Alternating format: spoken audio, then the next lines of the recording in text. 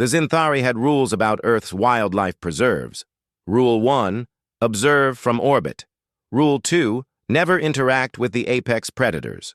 Rule 3, under no circumstances approach a human protecting their young or anything they considered their young. Commander Velkoth broke all three. His science team had been cataloging Earth's megafauna when the sensors detected unusual thermal signatures in the Siberian preserve. A juvenile mammal, what humans called a bear cub, had wandered into a crevasse, trapped on a crumbling ice shelf. Standard protocol dictated observation only, but Velkoth saw an opportunity for positive first contact. The rescue would demonstrate Zinthari compassion, perhaps earn goodwill from Earth's provisional government. What he didn't account for was the human ranger stationed at the preserve. Liliana Volkov had been tracking the cub for 2 hours when the alien ship descended. She'd rappelled halfway down the crevasse, close enough to hear the cub's frightened bleating, when the Zinthari extraction beam activated. The sudden energy discharge destabilized the entire ice shelf. Velkoth watched his forward monitor in horror as the human female didn't retreat. Instead, she launched herself forward, wrapping her body around the cub as 3 tons of ice collapsed. The Zinthari beam caught them both, but the falling debris came too. A massive glacial fragment struck Liliana's head with a sickening crack that registered on the ship's audio sensors. They materialized in the medical bay, the cub frightened but unharmed, the human motionless, her skull fractured, hemorrhaging across the deck. "Get her to stasis," Velkoth ordered. "Full medical intervention!" His chief physician, Dr. Rinshaw, scanned the human with trembling appendages. "Commander, her neural activity is ceasing. These primitive organisms cannot survive such trauma. We should return the body to—" "No!" Velkoth's crest flared crimson. "We caused this. I caused this. Use the renewal protocol." The medical bay fell silent. The renewal protocol was ancient Zinthari technology, reserved for their own warriors, for heroes of the Empire.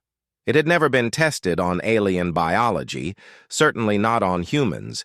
These strange death-world creatures who somehow dominated their planet despite lacking claws, venom, or armor. "Commander, the protocol rewrites cellular structure at the quantum level. We don't know what it will do to human DNA. They're already unnaturally resilient. Their adrenaline responses, their pain tolerance, their pack-bonding instincts, their evolutionary anomalies. If we enhance that—" Velkoth looked at the small mammal the human had died protecting. Not even her species. Just a creature she'd decided to save. "Do it!" Aiden Volkov received the notification at 0300 hours. His sister was dead. Then she wasn't. Then she was missing. The Zinthari diplomatic corps was suspiciously vague. An accident. A rescue attempt. Liliana had been injured but was recovering under our care. They would return her when stabilization was complete. It took Aiden 3 months of threatening interstellar incidents to get coordinates. The Zinthari medical station orbited Neptune, far from Earth's prying eyes. When Aiden's shuttle docked, Commander Velkoth met him personally, and the alien's usual purple complexion had faded to a sickly gray. "Your sister," Velkoth began, his translator struggling with what sounded like regret. "We tried to save her. Perhaps we succeeded too well." They walked through corridors lined with guards, not for Aiden's protection, he realized, but to protect the station from something inside.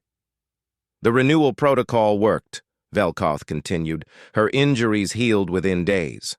But the process, it amplified certain traits, human traits. We didn't understand what we were working with."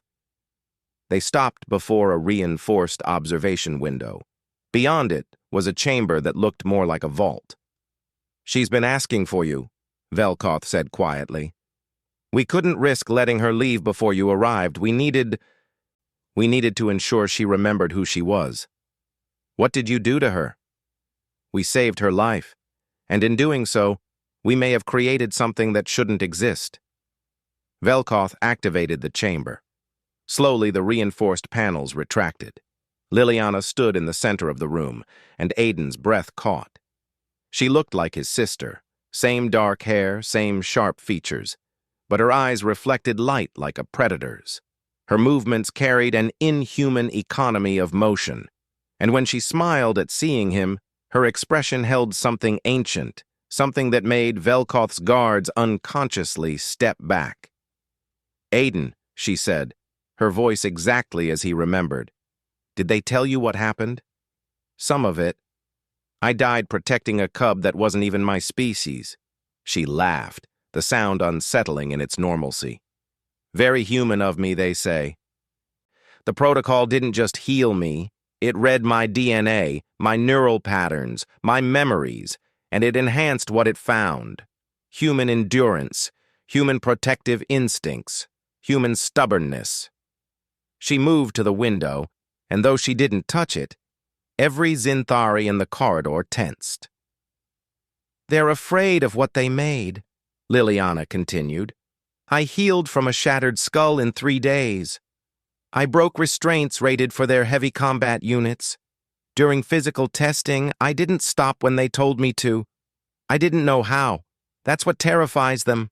Not that I'm stronger or faster, but that I won't stop. Can't stop. Not when someone needs protecting." Velkoth spoke up, his voice heavy. "We've encountered thousands of species. None have your species' particular madness, this willingness to die for others, even other species.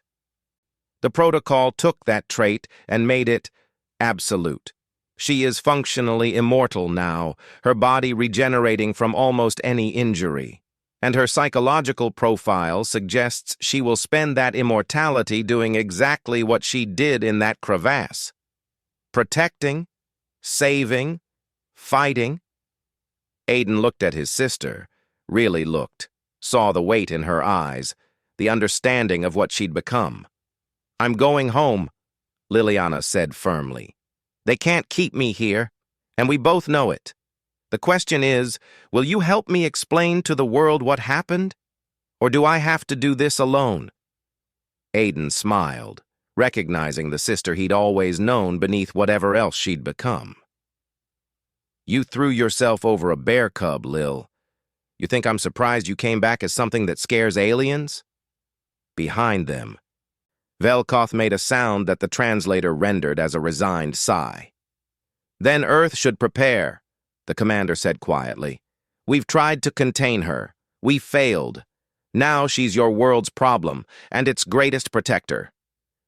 Liliana pressed her hand against the glass, and hairline fractures spread from her fingertips. "Not a problem," she corrected. "A promise." The thing the aliens had begged not to wake was going home.